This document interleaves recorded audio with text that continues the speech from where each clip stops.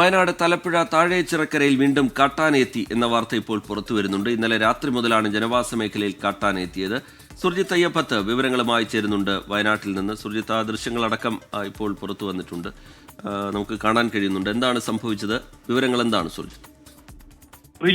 കഴിഞ്ഞ ഏതാനും ദിവസങ്ങളായി കാട്ടാനയുടെ ശല്യം താഴെച്ചിറക്കര പ്രദേശവാസികളെ സംബന്ധിച്ചുണ്ട്. പ്രത്യേകിച്ച് തോട്ടം മേഖലയാണ്. സ്വാഭാവികമായും അവിടേക്ക് ഇങ്ങനെ കാട്ടാനകൾ നിരന്തരം ഇറങ്ങി വരുന്ന ഒരു അവസ്ഥ ഉണ്ട് എന്നുള്ളതാണ്. അതിൽ ഒരു ആനയാണ് ഏറ്റവും വലിയ പ്രതിസന്ധിയായി നിൽക്കുന്നത്. ആനയ്ക്ക് പരിക്കുണ്ട് എന്നുള്ളതാണ് നാട്ടുകാർ പറയുന്നത്. അതിന്റെ മസ്തകത്തിനടക്കം പരിക്കുണ്ട് എന്ന് നാട്ടുകാർ പറയുന്നു. പ്രായാധിക്യമായ പ്രശ്നങ്ങൾ ഈ ആനയ്ക്കുണ്ട്.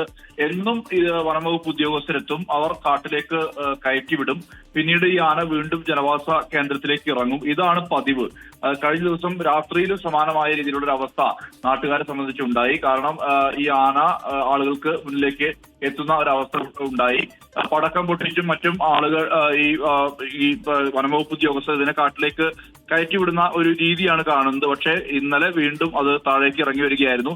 കഴിഞ്ഞ ദിവസങ്ങളിൽ പകൽ സമയത്തും ഈ ആനയുടെ സാന്നിധ്യം ഈ ജനവാസ കേന്ദ്രത്തിലുണ്ടായിരുന്നു. പ്രത്യേകിച്ച് തോട്ടം തൊഴിലാളികളാണ്, ക്ഷീരമേഖലയിൽ ജോലി ചെയ്യുന്ന ആളുകളാണ്. ഇവരൊക്കെ രാവിലെ പുറത്തേക്ക് ഇറങ്ങുമ്പോൾ വലിയ രീതിയിലുള്ള ആശങ്ക ആളുകളെ സംബന്ധിച്ചുണ്ട്. അതുകൊണ്ട് തന്നെ വനംവകുപ്പിനെതിരെ വലിയ രീതിയിലുള്ള പ്രതിഷേധം അവിടെ ഉണ്ടാകുന്ന ഒരു സാഹചര്യം ഉണ്ടായിരുന്നു.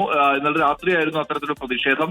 ആനയെ മയക്കൂടി വെച്ച് പിടികൂടി ഈ പ്രദേശത്ത് നിന്ന് മാറ്റണം എന്നുള്ള ആവശ്യമാണ് ഇവർ ഉന്നയിക്കുന്നത്. പ്രായാധിക്യം ഉൾപ്പെടെയുള്ള ഈ പ്രശ്നങ്ങളുള്ള ആന എന്തായാലും വീണ്ടും ഈ ജനവാസ കേന്ദ്രത്തിലേക്ക് ഇറങ്ങും എന്നുള്ള ആശങ്ക തന്നെയാണ് ആളുകൾ പങ്കുവയ്ക്കുന്നത്. അതാണ് ഇത്തരത്തിലൊരു പ്രതിഷേധത്തിന് വഴിമാറാനുള്ള ഒരു കാരണവും. ശരി, സുർജിത്ത് അയ്യപ്പത്താണ് വിവരങ്ങൾ നൽകിയത്.